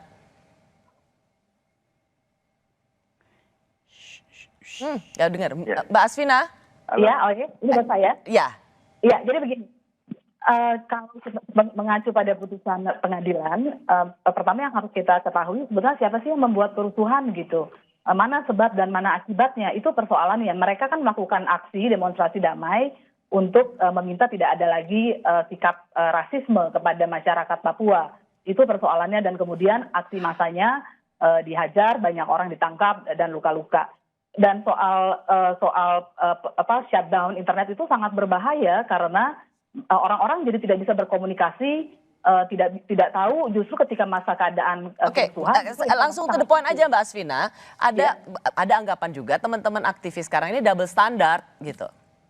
Oh ya, saya sudah menjelaskan. Kami tidak ada double standard. Dari dulu kita sudah menentang penghancuran demokrasi, misalnya seperti hate speech dan lain-lain sebelum negara ikut-ikutan dan mengarahkan konsepnya ke arah penodaan. Ya, kebebasan bicara yang diperjuangkan oleh teman-teman LSM kan termasuk juga kebebasan para buzzer. Kenapa kemudian Pak Jokowi atau Presiden Jokowi harus menertibkan buzzer? Bukankah itu bagian dari kebebasan berbicara? Kalau kita lihat kata buzzernya adalah orang yang mendapat pesanan. Jadi bukan pikiran dia sendiri, dia berbicara ketika ada bayaran. Itu persis seperti iklan, begitu ya. Dan kalau kebebasan setiap orang, kalau ada influencer dia mau membela mati-matian gitu ya, karena itu fans, dia jadi fans, ya silakan saja. Yang sedang kita bicarakan adalah buzzer, dan saya tidak pernah mengatakan si ini si itu menjadi buzzer. Justru orang-orang itu yang mungkin merasa tiba-tiba tersinggung melakukan balasan-balasan gitu. Saya nggak pernah menyebutkan nama sama sekali. Ya, Bung Rocky, buat Anda tetap merasa bahwa buzzer itu berbahaya buat demokrasi? bukan sekedar berbahaya aja, itu kalau berbahaya masih bisa ditangani gitu, tapi dipelihara itu soalnya kan. Karena dipelihara maka dia jadi arogan itu. Buzzer kalau ada otak ya bagus banget kan. Kalau buzzer yang nggak ada otak itu, nggak ada otak dan lapar terus untuk menghajar pribadi orang, itu kan masalahnya kan. Wih, kalau Fajrul segala macam geng itu mau debat itu dia nggak bakal jadi buzzer. Justru karena kepalanya kosong maka dia terima aja apa yang di-brief oleh pemberi uang itu kan. Lalu dibongkar dan kita nggak tahu kita mau macam. Saya udah nggak punya Twitter saya juga dirampok sama buzzer nih. Buat Anda bukan soal kebebasan bicaranya, tetapi soal didukung dan dipelihara oleh kekuasaan. Pikiran itu disebut pikiran kalau dia dihadapkan dengan pikiran lain. Ini dia nggak mau berhadapan. Dia bongkar pribadi orang, bohong semua isinya. Dan kita nggak tahu kita mau hadapi dengan cara apa itu. Wong dia anonim. Kalau mau debat beginian. Tapi kan kita nggak bisa minta orang dungu itu untuk ikut dalam pembicaraan semacam ini kan. Ya. Kan itu. Jadi buzzer itu adalah kedunguan yang dipelihara oleh istana. Karena istana diemin. Sekali lagi Rocky, saya membantah tidak pernah begitu terjadi. Kemudian saya mau bantah juga ya. Apa yang mau dibantah? Tadi saya ingin membantah sih ini. Asvina. Tidak benar pemerintah yang menjalankan praktik politik rasisme. Karena kan kejadian itu kan dari Surabaya itu tidak pernah. Itu bukan kebijakan politik dari pemerintah. Jangan dengan suka menuduh. Anda ini kan senang banget ini membuat kesimpulan yang melompat. Kalau sudah begini ini pasti negara. Pelakunya sudah ditangkap. Orang-orangnya sudah ditangkap. Bukan sama sekali. Bahkan presiden mengatakan orang kita diperintahkan secara konstitusional kok bahwa negeri ini adalah negeri semua orang. Padahal Bang Fajrul tanpa suku, agama, ras. Anda keliru. Dan Anda berbahaya kalau menyampaikan bahwa politik pemerintah rasisme. Anda salah. Padahal dan Anda bisa menjadi buzzer. Apakah Anda bersalah karena Anda ditangkap dan ditahan oleh rezim Orde Baru? Saya bertanya kepada Bang Fajrul. Saya bukan rasisme Anda kan? bersalah nggak kalau pengadilan karena itu, karena pada waktu itu memang rezimnya kan anti demokrasi. Berarti Anda mengatakan otoriter. bahwa tidak ada kesalahan penegakan hukum pada masa ini? Kenapa? Berarti Anda mau mengatakan pada masa sekarang ini tidak ada kesalahan penegakan hukum sama sekali. Sehingga semua orang yang ditangkap, ditahan, dipenjara pasti bersalah. Begitu kan maksudnya? Lihat aja apa yang terjadi di pengadilan. Dan banyak sekali kasus salah tangkap dan sudah dibebaskan. Anda aja ya, Anda bisa bicara bebas nih. Rocky bicara bebas, saya melayani Anda. Anda jangan berharap gini. dulu Saya potong dulu bentar ya, Saudara Fajrul. Mau melayani kita akan Anda, lanjutkan mau melayani Rocky. Gini. Jangan harap. Baru bicara saja sudah hilang. Berapa banyak teman kita yang hilang? Gini saya ya. dibuang sampai Nusa Kambangan. Tapi kan ya, kita dulu bersama nggak bisa apologetik dengan Rocky. Nggak, tetap membela prinsip-prinsip demokrasi. Itu yang membuat kita bergerak di masa Orde Baru. Dan itu yang membuat kita satu hati sekarang terus menegakkan demokrasi. Anda, Rocky, saya, Uceng, segala macam. Semua orang. Oke, Bung Rocky. Saya mau ngucapin terima kasih buat Mbak Asvina sama Bung Eko tadi. Karena kita tadi menambah perspektif soal buzzer. Apakah itu menodai atau merusak demokrasi. Terima kasih Bung Eko, Mbak Asvina. Kami kembali sesaat lagi.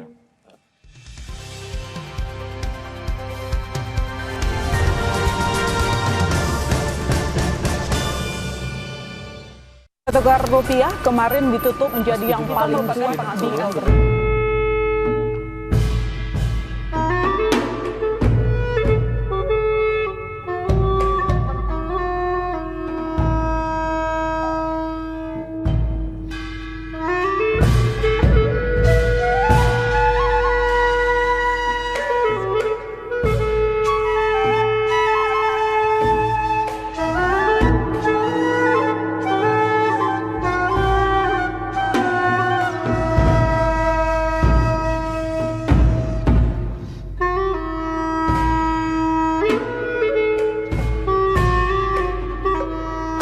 Inilah yang harus kita luruskan sebenarnya. Itu adalah mitos. Kenapa orang mengambil cula badak? Itu adalah untuk pengobatan, untuk prestise, untuk kebanggaan dan sebagainya. Itu tidak perlu lagi. Karena sebenarnya cula badak itu tidak ubahnya sama dengan kuku kita atau rambut kita yang hanya terdiri dari zat keratin. Dari riset yang sudah dilakukan oleh berbagai tempat, termasuk kita di sini, tidak ada khasiat yang khusus selain dari keratin yang terkandung di dalam cula badak itu. Jadi memang harus kita luruskan, sangat disayangkan hanya dengan tujuan yang mitos yang tidak jelas, badak harus mati sia-sia.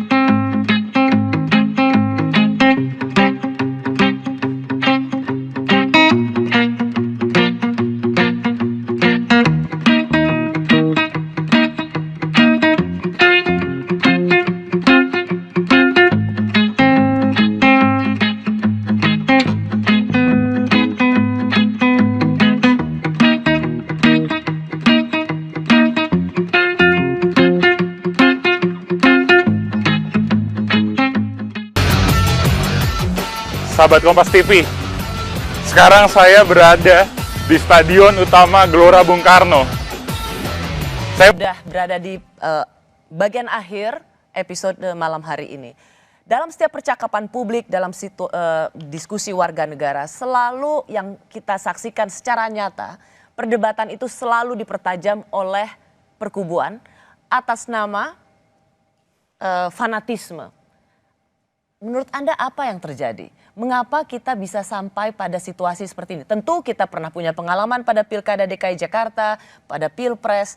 Tapi kenapa kita sekarang berbicara atas nama fanatisme dan junjungan masing-masing?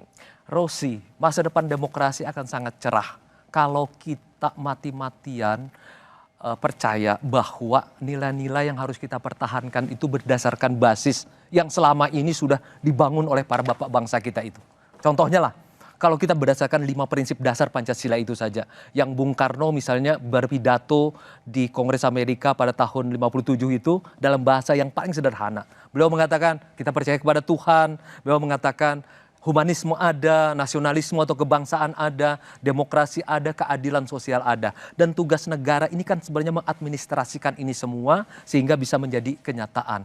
Berdasarkan prinsip-prinsip itu ditambah dengan prinsip demokrasi yang lain, yaitu pengakuan terhadap hak-hak asasi manusia. Menurut saya sih perkubuan itu sebenarnya selesai. Pak Jokowi mempercontohkan ketika kemudian setelah selesai Pilpres, beliau meminta Pak Prabowo yang lawan paling keras beliau, kemudian menjadi Menteri Pertahanan. Dan kemudian semua kubu-kubu yang lain itu dirangkul. Mari kita bersama-sama membangun ini republik berbasiskan kepada alat ikatnya adalah Pancasila, karena sesuai dengan Sumpah Presiden. Kalau Bung Rocky? Ya saya setuju aja seluruh yang diucapkan Fajrul Rahman sebagai keinginan itu. Tetapi bukan sebagai hal yang dilaksanakan, justru yang dirasakan terbalik gitu. Seluruh survei mengatakan dalam 16 tahun terakhir periode Jokowi adalah yang paling buruk demokrasi itu. Jangan tanya lagi itu siapa itu, berarti you nggak baca rilis dong kalau begitu Fajrul ya. Oke itu poinnya. Tadi Fajrul berkali-kali mengatakan buktinya saudara Rocky masih bisa ngoceh ya, maki-maki atau kritik. Oh iya, tapi mahasiswa di UGM diancam. Yang di Ternate juga diancam. Kenapa kalau saya masih bisa mereka nggak bisa? Itu artinya pengecut kekuasaan ini. Pada mahasiswa yang rentan untuk di DO dihajar gitu oleh rektor. Di Ternate juga begitu. Di Ternate saya datang ke Ternate untuk belain mereka tuh dalam satu kuliah umum. Juga dengan kasus yang sama Papua, rektor memecat mahasiswa di DO atas dasar laporan polisi. Coba bayangin coba. Padahal ini nggak ada urusan dengan kriminal, ini kebebasan bicara di kampus, polisi kasih surat bahwa itu ada problem dengan Papua, karena rektornya takut, karena ada hierarki. Dia Anda nggak ditangkap karena pemerintah takut pada Rocky Gerung? Bukan takut, dia pengecut gitu. Kalau orang lemah itu diucek-ucek. Kalau ke saya kenapa enggak itu? Mungkin karena saya kuat itu. Saya juga nggak kuat. Tetapi tetap ada ya hal yang sama berlaku pada semua orang dong. Jangan mahasiswa yang rentan, orang tuanya dipanggil, diancam gitu. Ya saya nggak punya jabatan karena itu nggak ada gunanya. Di polisi ada 7 kasus di saya dan semuanya nggak ada deliknya sebetulnya karena dilaporin oleh baser-baser dungu itu. Jadi poin saya adalah kita ada di dalam keadaan untuk memperbaiki demokrasi. Tetapi tidak ada ucapan dari presiden yang memperlihatkan bahwa dia sungguh-sungguh hendak memperbaiki demokrasi. Mulai dari keluarin Perpu HTI, mulai macam-macam itu. Terakhir juga ngancam-ngancam. Awas, saya tahu kalian itu. Ini soal Pancasila. Lu Pancasila itu udah jadi kesepakatan. Rocky ini membela HTI. Apanya? Anti Pancasila itu. Siapa? Rocky. Anda tidak setuju dengan HTI? Saya tidak setuju dengan HTI karena dia anti Pancasila, anti NKRI. Gimana dibuktikannya? Dalam pidato paling besar itu dari semua perilakunya pengadilan. Anda Mahkamah Agung. Dalam pidato apa? Kayak begini Rocky. Kita kan sekarang berdasarkan ini negara hukum Rocky. Dia sudah dinyatakan sebagai organisasi terlarang di Mahkamah Agung. Oleh siapa? Mahkamah Agung Rocky. Anda menghargai proses hukum tidak? Karena apa dia dibatalkan? Karena Perpu. Karena mereka anti ada Pancasila, anti NKRI, anti Undang-Undang 45, ingin bubarkan. Rocky, ini negara akan bubar sama mereka. Dia dibubarkan dengan apa? Dia dibubarkan karena dibubarkan oleh Mahkamah Agung, Rocky. Bukan, dibubarkan dengan apa? Dibubarkan, dia dinyatakan sebagai ormas terlarang oleh Mahkamah Agung. Bukan, oleh itu klaim itu sudah kemudian dibenarkan oleh Mahkamah Agung Anda. Tapi itu dasarnya adalah Perpu. Kita akan kehilangan negara ini, Rocky, kalau kita setuju dengan cara-cara yang seperti itu. Yang apa? Rocky, kita pernah bersama-sama membela demokrasi. Bukan soal demokrasi, soal Anda. Anda tegas bersama dengan saya. Jelas. Siapa yang anti demokrasi itu akan menjadi lawan kita. Tegas kan tahun 80-an.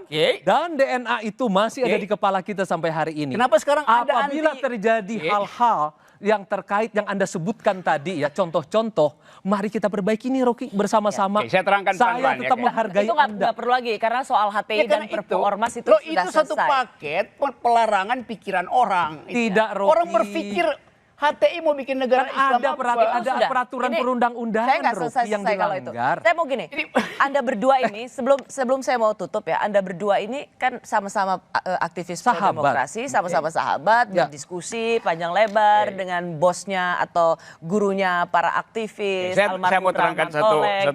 Itu soal lain itu. Jadi jangan bawa orang ke dalam pikiran yang otonom itu.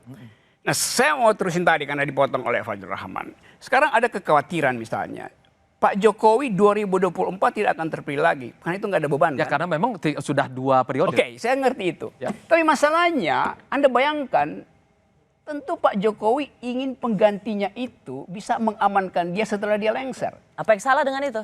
Jelas nggak ada yang salah di situ. Kenapa dia mesti minta pengamanan? Jelas ada kejadian-kejadian yang memungkinkan 12 jam sejak Jokowi lengser, ada problem hukum pada Jokowi. Saya terangkan itu sebagai problem yang biasa terjadi. Setelah 1 minggu, Pak Jokowi mungkin main ke mall yang udah PSBB-nya dibuka.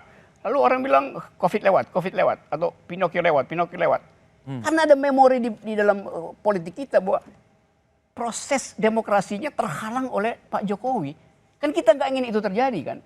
Tapi itu yang akan terjadi. Oleh karena itu Booster bekerja dari sekarang untuk memungkinkan tidak ada penggantinya yang akan mempersoalkan kedudukan presiden setelah dia lengser. Jadi satu paket demokrasi yang kita inginkan agar supaya Saudara Fajrul sebagai juru bicara ajari juga teman-teman Anda di istana tentang value dari demokrasi. Bukan ajari Booster untuk membuli nilai-nilai demokrasi. Betul. Berarti prinsip demokrasi kami bela bersama-sama. Siapapun yang membela prinsip demokrasi akan bersama-sama dengan barisan ini. Yang kedua, Rocky, pengambilan kesimpulan yang melompat-lompat tanpa data dan fakta. Dan akhirnya melayang-layang, hanya menjadi dugaan-dugaan. Dan saya sekali lagi sebagai sahabat mengingatkan saja.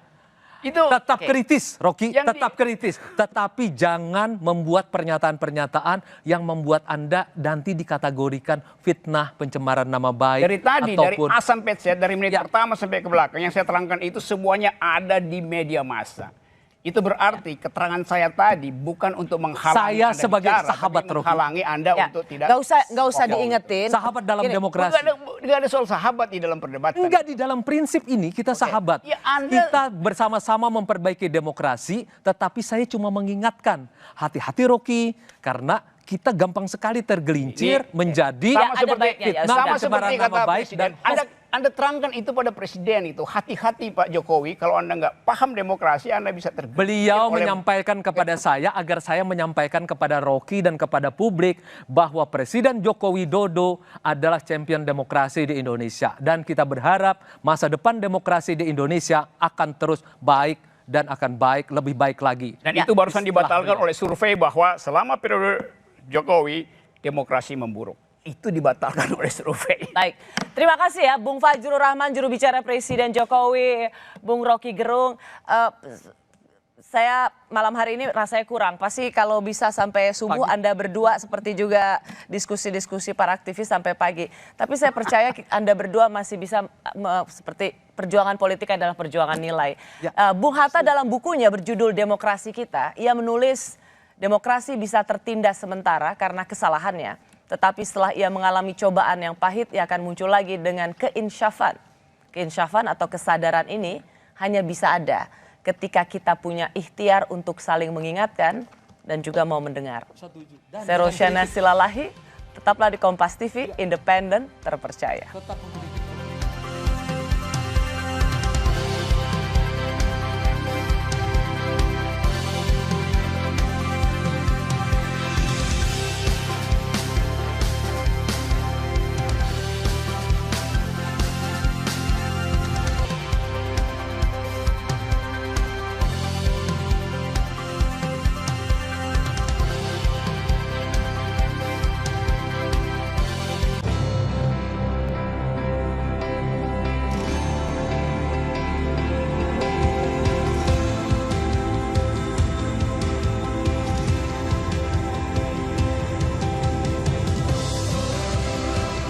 Kompas TV, independen,